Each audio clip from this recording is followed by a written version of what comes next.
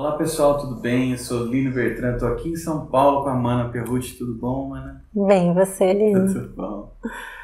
E hoje eu vou fazer uma pergunta para a Mana que tem a ver com as expressões criativas, né? Plásticas, enfim, qual for.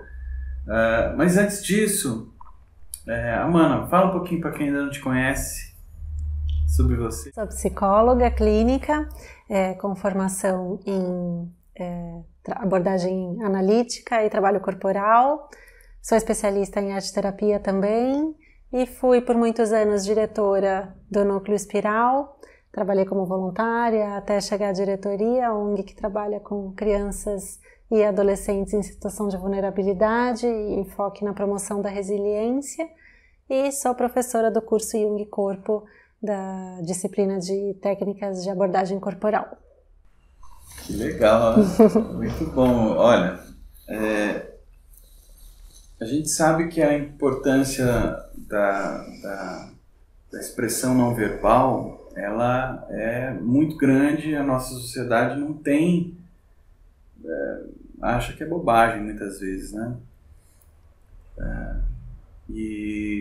Então, quando você lida com situações bem complexas com o outro, e no caso com crianças, adolescentes que estão em risco, né, de vulnerabilidade, com questões de abandono, coisas assim, como que as expressões criativas podem ser usadas e quais os efeitos que elas têm nessa dinâmica de contribuição para o desenvolvimento da melhoria do estado, né, dos estados ali da criança, do adolescente.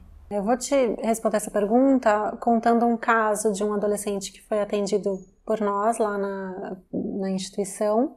Era um adolescente que estava cumprindo medida socioeducativa, que são os adolescentes, na verdade, que cometeram algum ato infracional, foram para a Fundação Casa, e aí, como parte do processo, né, de liberdade deles, né, eles estão em liberdade assistida, eles têm que cumprir a medida socioeducativa, eles têm que frequentar um serviço de medida socioeducativa obrigatoriamente, né? Então, eles frequentam obrigatoriamente por 6 meses, e lá eles têm atividades diversas, desde grupos de conversa, acesso a outras atividades que eles possam se identificar. Eles têm que frequentar a escola e eles têm que ter algum plano para o desenvolvimento deles, que faz parte, assim, né, de uma ressocialização. A parte difícil desse trabalho com esses adolescentes é que muitas vezes eles, quando vão para cumprir a medida socioeducativa, eles já vão taxados, né? Então eles já são os adolescentes LA, né, que se fala que estão em liberdade assistida,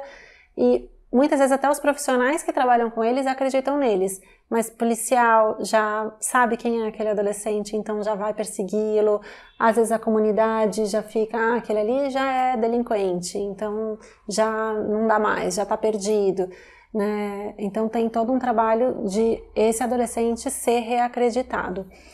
Nas instituições, muitas vezes, a gente procura oferecer, estimular muito que os profissionais das instituições ofereçam outros recursos, justamente, porque é isso, às vezes o adolescente, no meio da conversa, ele não quer falar, né? Mas se ele vai ali no meio de uma atividade de um futebol, de grafite, de colagem, enfim, às vezes ali naquela outra atividade manual ou corporal, vão surgindo conteúdos que ele vai deixando sair, né? E o vínculo com os profissionais que estão com ele também pode ir sendo fortalecido, e daí abrir caminho para as conversas.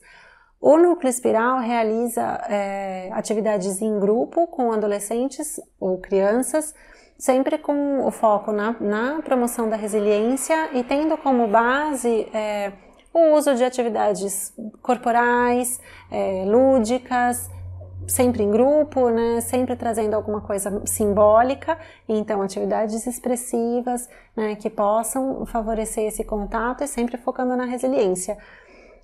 Um adolescente, que era esse que eu ia contar, que foi muito marcante, era justamente um adolescente que vinha nesse processo de estar taxado, né, de ter de estar com preguiça, de não querer se engajar nas atividades.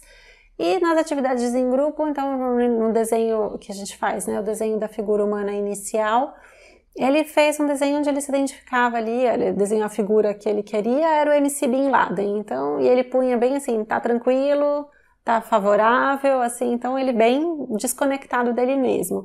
E era assim, ele começou o grupo meio que, tô nem aí, né, não tô envolvido.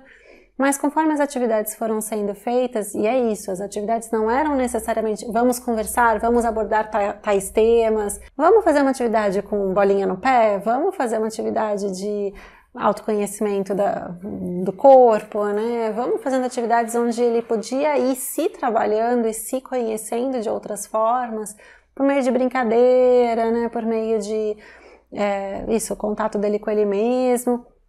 Ele foi se transformando a ponto de, o desenho, depois do primeiro processo que ele vivenciou, desses primeiros 6 meses, o desenho final dessa primeira etapa, ele fez ele se representou, e ele disse que era ele mesmo, com o peito aberto, coração exposto e sangrando, e sem os membros, como se fossem os membros amputados, né? Os braços e as pernas como se fossem amputados, e uma nuvem preta na cabeça.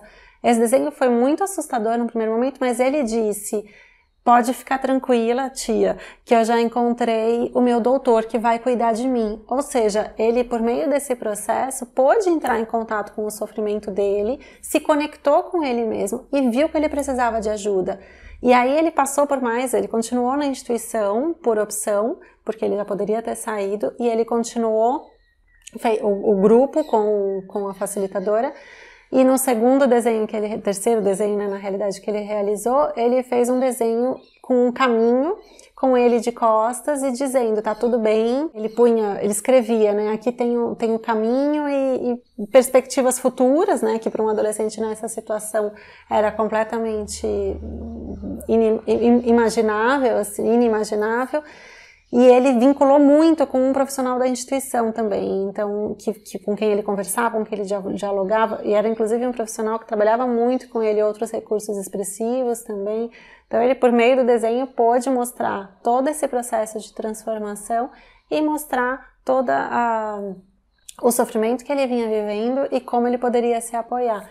Então, é isso. Lógico que é importante conversar também, né, e oferecer informação, mas muitas vezes esse caminho vai se dar, né, de outra forma, utilizando outros recursos para que eles possam tanto entrar em contato com eles mesmos, como daí se transformar, né? Que bom, mano, que bom. Né? A gente sabe que os recursos expressivos, eles são fundamentais, né? Criança faz isso sem, entre aspas, brincando, né? E se a gente pudesse continuar brincando assim, né? Aproveitando as potencialidades que tem esses recursos. Né? E às vezes durante a adolescência falar isso é coisa de criança, né? Isso é chato. Bom, adulto também fala isso, adolescente é que é mais, às vezes, reclama, né?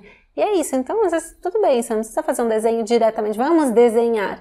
Mas vamos fazer uma atividade, né? E aí você vai mostrando o acesso, disponibilizando, e quando você vê, a pessoa está super envolvida, relaxada, e ajudá-la a entender como é que você está se sentindo, né? Como é que você estava antes, quando você começou, e como é que você está agora? E aí ele vai pensando, nossa, tô mais calma mesmo, nossa, me deu um sono, nossa, poxa, agora eu tô pensando melhor. E aí ele vai percebendo tudo isso, né? Como pode ser muito bom, coisa que às vezes a criança não verbaliza, mas a vantagem da adolescência e da vida adulta é isso, você consegue verbalizar, você consegue acessar isso. Muito bom, Amanda, agradeço muito. Se o pessoal quiser entrar em contato com você, saber um pouquinho mais, como que eles podem fazer? Eu vou deixar disponível meu e-mail. Quem quiser pode entrar em contato por e-mail e aí a gente conversa, que é amanaperrucci@gmail.com. E é isso. Obrigada.